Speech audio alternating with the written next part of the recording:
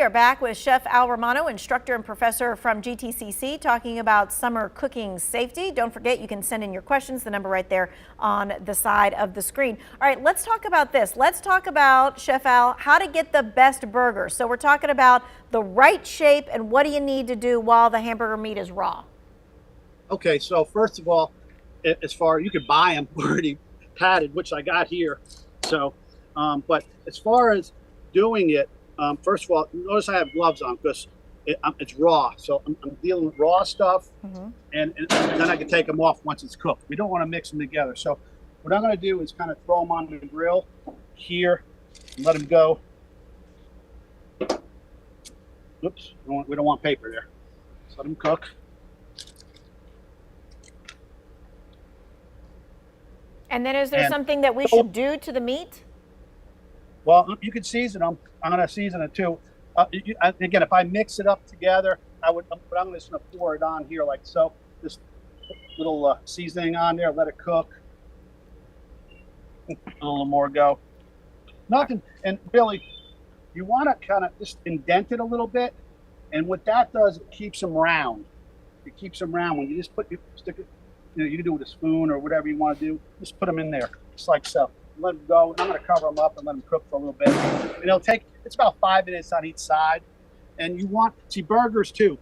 You could get a rare burger, but I don't recommend that unless you're rounding your meat yourself. 155, again, temping your chopped meat or your hamburger too. So any kind of hamburger should be 155 internal temperature when it's done.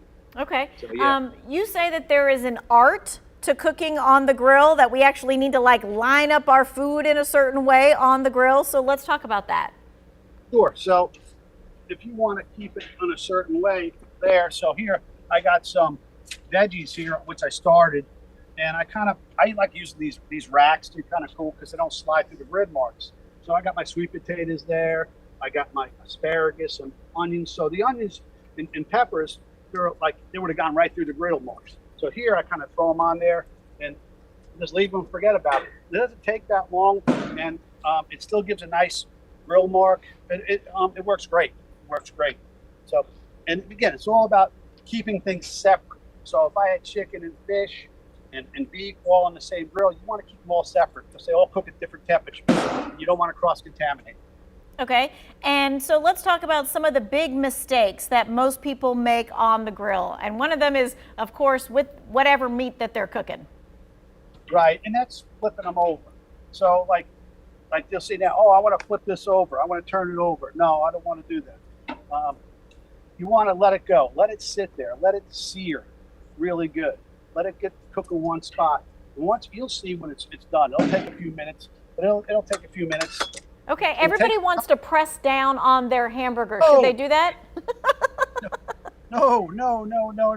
If you want a dry cardboard hamburger, yeah, press it down on it. But no, don't do that. You want it juicy. And again, the ratio of the meat, you want a good, like an 80-20, that's 80 lean, 20% fat. That's really good. Sometimes you might get a 70-30, which is a little more fatty.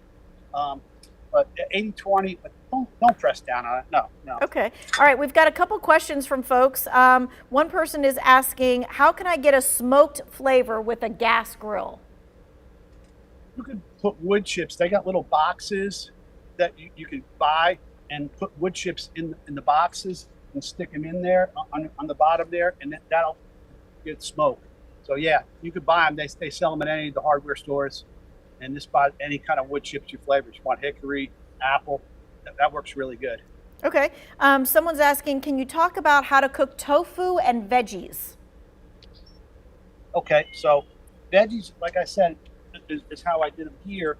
I like cooking them just like that on the rack, just like that. It doesn't take very long. Tofu the same way. You can marinate it a little bit. Tofu takes on the flavor of anything you're cooking.